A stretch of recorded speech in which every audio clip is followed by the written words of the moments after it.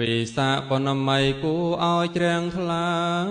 ថ្ងៃព្រះសង្ឃស្ដាសម្មាសម្ពុទ្ធប្រសូតចាគោស្អាតបរិសុទ្ធវិសេសបំផុតនៅក្នុងលោកាវិសាបនម័យថ្ងៃត្រង់ត្រាស់ដឹង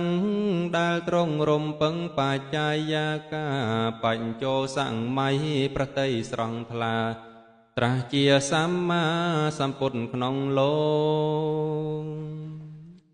វិសាបនម័យថ្ងៃត្រង់นับពីស័នសែនកោតលៀនមកច្រើនកកក្រាំងក្រែលត្រៀបត្រាភៈតទឹកជោគនាំគ្នាសោយសោកស្ដាយព្រះសង្ឃស្ដាវិសាបនម័យថ្ងៃព្រះត្រង់ត្រាំងបញ្ជាក់យ៉ាងច្បាស់បច្ឆមវាចាថាកុំប្រមាទអឹងរាល់រូបាចម្រើនមេត្តាតាមព្រះមោនីវិសាបនម័យមានន័យខ្លាំងណាស់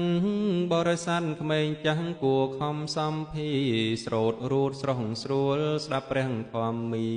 ក្រុមពួកសង្ឃជីបានពោលសំដែរ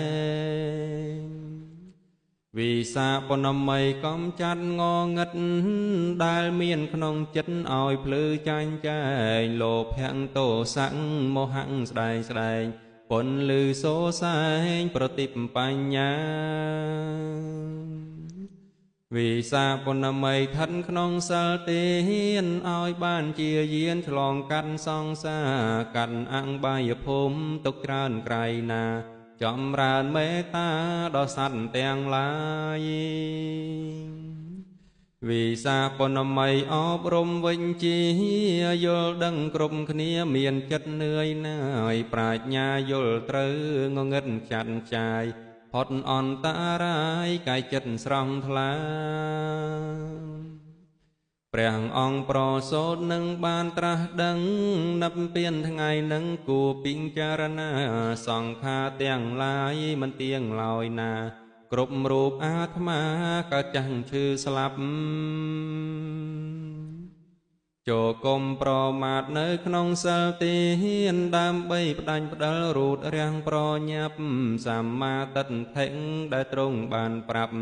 ការគងកាយកាប់កិលេសតណ្ហា